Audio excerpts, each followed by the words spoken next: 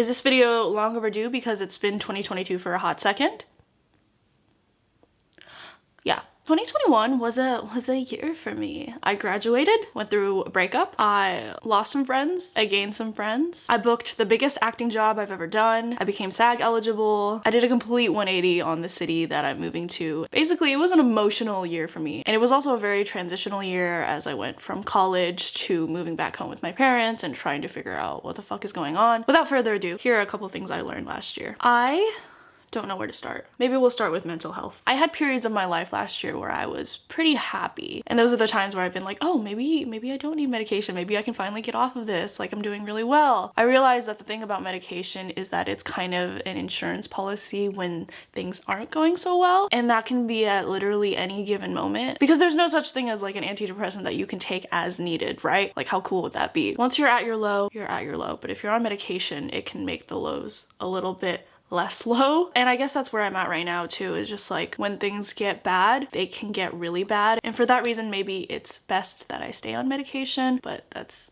still something that I'm trying to figure out. 2021 is also the year that I really stopped going to therapy regularly, which is interesting to me for a couple of reasons. I always thought that I would go to therapy forever, or at least try to. And I don't know exactly what my philosophy on this is at the moment, but I think I've reached a point where I've gotten a lot out of therapy. And when you've gone to a lot of therapy, you can almost therapy yourself just because you've wrapped your head around the particular way of thinking that therapists adapt to try to help you. And of course, for every therapist that is different, and there's so many different techniques and strategies to doing that. Even in getting a new therapist, which I did, God, when did I get my new therapist? While it was nice to have someone to talk to and someone to validate me when I couldn't validate myself, ultimately I found that it's almost not as helpful as it used to be, just because I guess I've gone through it enough. I've been going to therapy since September of 2017. I think if I were to go back to therapy as regularly as I once did, I would have to be dealing with something almost completely new, something that I don't know how to cope with altogether. And that's why I think it's good to have a therapist in your life on standby. Someone that you've already vetted and someone that already knows you and your past traumas and the way that you think. Because when something pops up in your life that you are having difficulty with and you don't know how to cope with, then you already have that person that you can go to and be like, hey, here's what's up.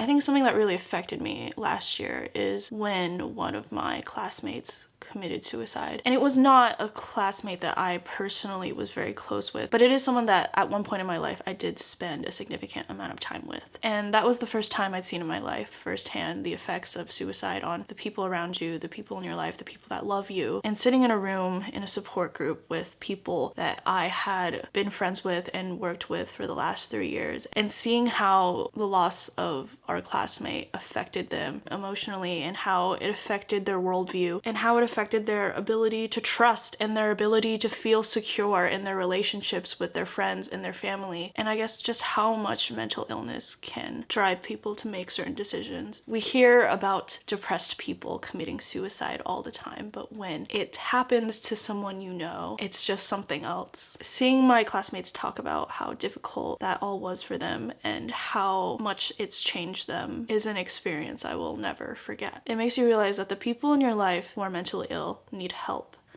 and you can't force them to get help. You can't force them to go to therapy or take their medication regularly. We have to realize that that's not our responsibility, and that is a really scary thing because mental illness makes you not want to do the things that will actually help you. You can't make them want to help themselves as much as you want them to help themselves. There's nothing you can do about that. The next category of things I've learned is in the relationship, friendship, love, dating sphere. I made an entire relationship oriented video back in September, and I'll link it in the description if you want to watch it. The one thing I wish I could go back in time and tell myself is never let someone tell you that they don't want you twice. No matter how much you like them, no matter how well you get along with them, no matter how badly you want to date them. One big thing that I learned last year is that dating casually a couple months after my long-term relationship ended was extremely helpful. I think that when you're with someone for a long time, I think it's really easy to forget that there are other people out there who are attractive and who you can have a connection with. And the only way you're going to be able to discover that is if you go out and meet people. And it's definitely helped me not be so much of a pessimist about dating, which is always good. I feel like being less of a pessimist. Another hard pill to to swallow that also kind of goes along with another video I already made about post-grad life, is that it's hard to find people that will actually text you back and make plans with you and not flake on said plans. I figured out that the people who actually give a fuck about you and give a fuck about maintaining a friendship will actually make the effort to come and see you, and if they don't, then you can't take that personally, and I don't know how to do that. I absolutely don't, because I am the least flaky person that I know. I am super reliable and I care about people a lot. And when I have a connection with someone, I'm like, why am I the only one that wants this? And it hurts. I can't say it's easy. It happens a lot, so maybe just through exposure therapy, I will slowly get used to this particular form of rejection. It's funny because as an actor, I technically get rejected all the time, but it is just so different. There are so many different ways you can be rejected, and with acting, most likely it has nothing to do with you, but with friendships and people, maybe it also has nothing to do with me, but I can never be sure. Maybe the biggest thing I learned last year, or the biggest thing that I really struggled with, which is nothing new, but it's something that I've, I guess, been thinking about a lot,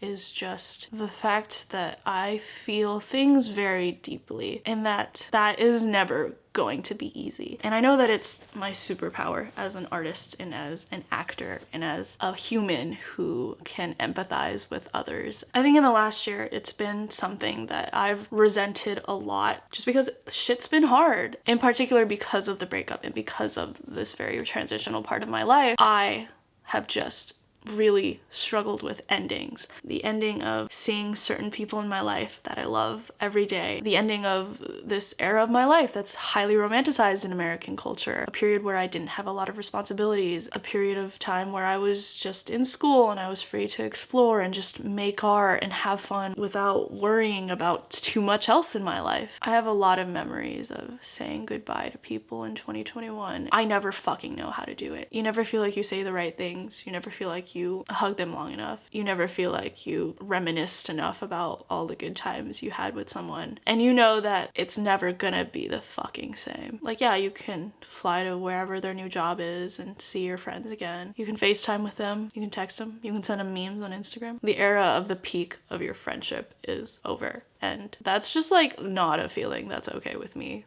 in any sense. You know that feeling when you know something is temporary and that you're gonna want to remember that something for the rest of your life, and that something is really special. In the moment, you're like, this is an important moment. This is something that I'm going to miss. And this is something that's going to be a peak in my life no matter what happens. And you just like don't feel like you've taken it in enough. Like no matter how hard you try to live in the moment and absorb everything and be appreciative and be grateful for what is happening to you, it never feels like enough. Like especially when it's ended, you're just like, well, that happened. Did I appreciate it enough? I mean, I certainly tried, but how does anyone really maximize appreciation for the present moment? 2021 was a year and I hope that 2022 is a good one for you and for me. Hope this video wasn't super depressing. I will see you again very soon. Bye.